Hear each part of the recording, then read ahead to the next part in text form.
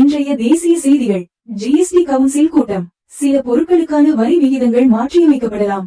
GST council கூட்டத்தில் சில பொருட்களுக்கான வரி விகிதங்கள் மாற்றியமைக்கப்படலாம் என்று எதிர்பார்க்கப்படுகிறது.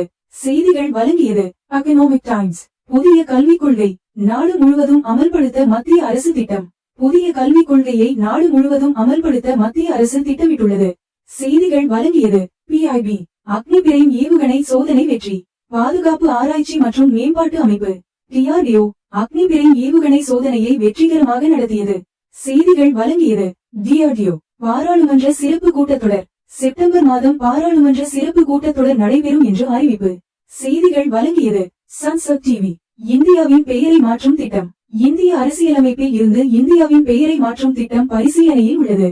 செய்திகள் வழங்கியது தி ஹிந்து. ஒரே நாடு ஒரே தேர்தல். ஒரே நாடு ஒரே தேர்தல் குறித்து ஆராய குழு அமைப்பு. செய்திகள் வழங்கியது டைம்ஸ் ஆஃப் இந்தியா. சந்திரயான் 3 நிலவின் சுற்றுப்பாதையில் வெற்றிகரமாக நுழைந்தது. சந்திரயான் 3 விண்கலம். செய்திகள் வழங்கியது இஸ்ரோ. புதிய ரயில்வே திட்டம். நாட்டின் பல்வேறு பகுதிகளில் புதிய ரயில்வே திட்டங்களுக்கு ஒப்புதல் அளிக்கப்பட்டது.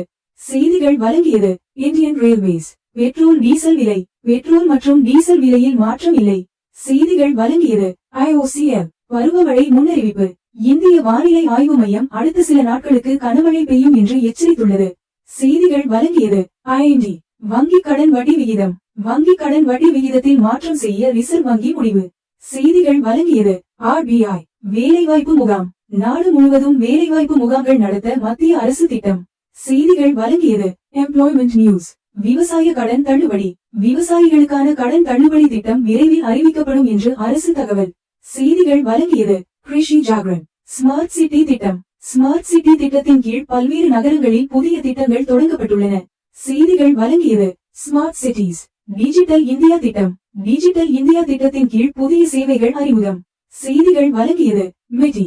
இதுபோல தினசரி செய்திகள் தெரிந்து கொள்ள லைக், ஷேர், சப்ஸ்கிரைப் மற்றும் காமெண்ட் செய்யுங்கள்.